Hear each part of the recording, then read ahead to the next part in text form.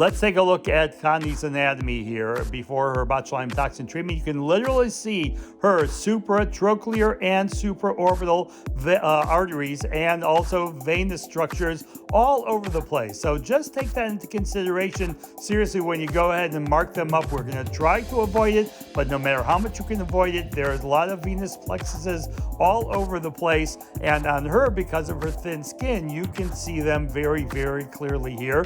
And we marked a double pattern on her forehead because it takes a lot of botulinum toxin to go ahead and smooth out into her frontalis. Now, she's got very deep set eyes, which is a big part of knowing how much botulinum toxin you can go ahead and deliver to your patient. Deep set eyes means she's got a lot of an osseous structure to hold up her eyebrows. I am not worried about dropping her eyebrows.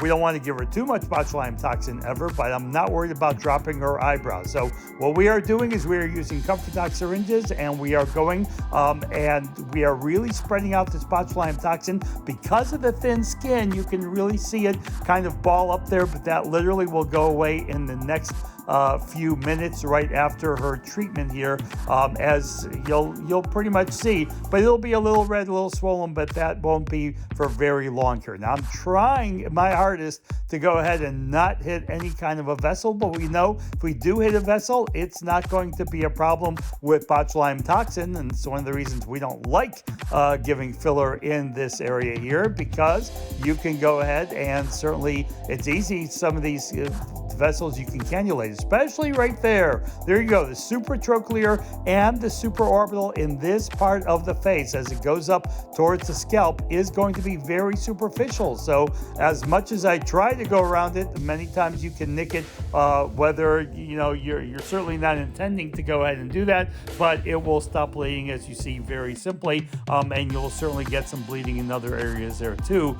So it's good to try to visualize this as best as you can, but it's eventually you're going to get some bleeding and maybe some bruising. In this case, it was only bleeding, and we didn't have any bruising post-operative for that. But that will start to go away. But we did go ahead. We try to stay mid-forehead on her because she does develop a little bit of weird wrinkling if we don't cover mid to lower forehead. But she's a special case. I would not do that on any other patient. I would stay mid-forehead and mid-frontalis for that. Now, glabellar area is going to be fairly straightforward, and you can see, look how we are holding these muscles to trap the botulinum toxin in those areas. We don't want to squeeze the botulinum toxin to some of these eyelid muscles. It's all about knowing the anatomy, it's all about proper technique, and it's all about really delivering the kinds of results that you want to go ahead and deliver here. Now, your orbicularis oculi, on her, it's fairly simple.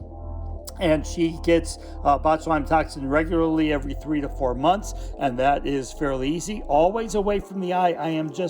It's incredible to me how many people just will shoot this towards the eye. You're asking for problems of double vision and messing up some of the ocular muscles here as well. Now I'm trying to work around those veins, and we've done the job right there. As you can see she does blotch up like that, but again, it'll be gone in no time. Now, here we go. We're going right into the masseter. We've marked it. Now, this is post her lifting threads that we just gave her, and you will see, some of you may see her lifting threads case in this program or other programs as well. So you can see what a nice result those lifting threads have gone ahead and done, a little swollen from those lifting threads. And for some of you, you'll be able to see her case right there. But this is immediate post-op. So we gave the botulinum toxin afterwards. Hold that masseter, know where you are right in the middle, and deliver and give it as fast as you can. It's time for you to get AAFE certification trained today and learn all of these really great techniques for your